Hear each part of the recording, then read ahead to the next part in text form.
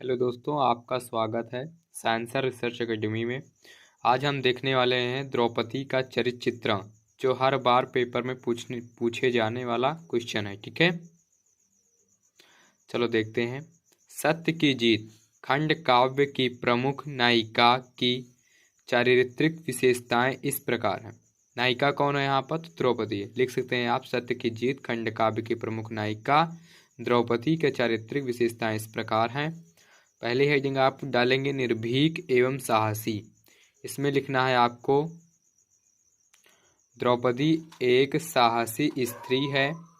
पांडवों के जुए में हार जाने के पर दुशासन जब केस खींचकर उसे दरबार में अपमानित करने के लिए लाता है तो वह निर्भीकता पूर्वक दुशासन को पापी कहकर फटकारती है।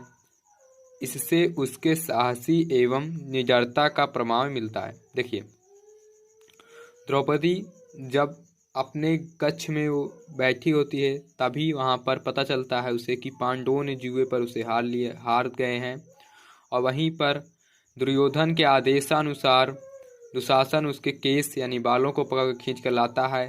तो वह बिना डरे उससे कहती है कि यह दुशासन पापी। इससे उसके साहसी एवं निडरता का प्रमाण मिलता है। ठीक है, तो अगली है स्वाभिमानी। स्वाभिमानी कैसे आप देखेंगे। द्रौपदी स्वाभिमानी है। वह अपना अपमान नारी जाति का अपमान समझती है और वह इस अपमान को सहन नहीं कर पाती है तथा सभा से नारी के सम्मान के लिए न्याय मांगती है। स्वाभिमानी का अर्थ है कि अपने आप में स्वाभिमान, मतलब अपना एक खुद का गौरव होना। तीसरी हेडिंग बनाएंगे ओजस्विनी। किस प्रकार से वह ओजस्विनी थी? तो द्रौपदी एक ओजस्विनी स्त्री थी। अपना अपमान होने पर वह सिंघनी की भांति दहाती हुई दुशासन द्वारा केस खींचने के बाद वह रौद्र रूप धारण कर लेती है। देखिए, द्रौपदी एक ओजस्विनी स्त्री थी। किसी भी चीज को आप लिखेंगे निर्भीक, साहसी या कुछ भी लिखेंगे तो पहले आप यही लिखेंगे, द्रौपदी एक ओजस्विनी, द्रौपदी एक सिंघनी, या कुछ भी लिखेंगे आप तो उसमें लिखेंगे यह एक स्त्री ऐसी थी वैसी थी।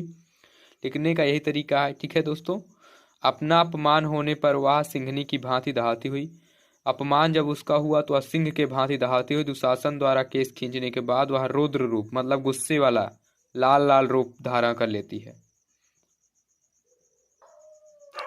तीसरी हेडिंग बनाएंगे लज्जापूर्ण।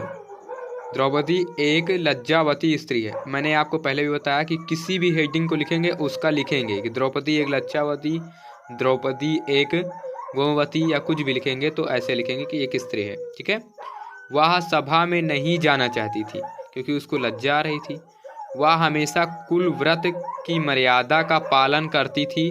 इससे उसके लज्जापूर्ण होने का प्रमाण मिलता है कि वह अपने बड़ों के सामने अपना, जो महिलाओं का होता है प्रथा, भारत देश में चली आ रही कि वह अपने बड़ों के सामने अपना मुख जो है दिखाती नहीं है, तो वह वैसे ही थी कि अपने कुल व्रत की मर्यादा का पालन करती थी और इसलिए वह कहाँ पर नहीं रहना चाहती थी, वह सभा में नहीं जाना चाहती थी।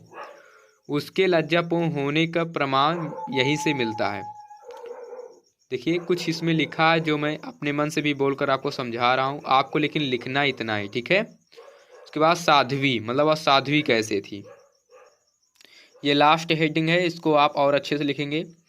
द्रौपदी में एक शक्ति, ओज, तेज, स्वाभिमान और वृद्धि के साथ साथ सत्यशील और धर्म का पालन करने वाली शांति भी थी। जो द्रौपदी थी उसमें शक्ति थी, ओज थी ओजस्विनी, तेज था, स्वाभिमानी भी थी, और वृद्धि के साथ साथ सत्य के शील, धर्म का पालन करने वाली शांति भी थी। इतना लिखने के बाद हम 3 लाइन, मात्र 2 लाइन या 3 लाइन में कुछ ऐसा लिखेंगे जिससे एग्जामिनर खुश हो जाए।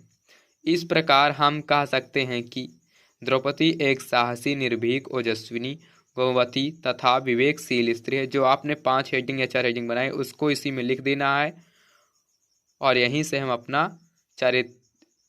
द्रौपदी का चारित्रिक विवरण समाप्त करेंगे। यहीं पर ख़त्म होता है। आप और भी बच्चों को इस चैनल पर लाइए। हमारे चैनल का नाम है साइंसर रिसर्च एकेडमी। क्या नाम है? साइंसर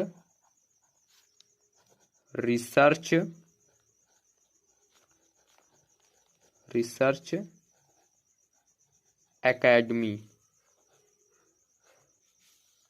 धन्यवाद दोस्तों, थैंक यू।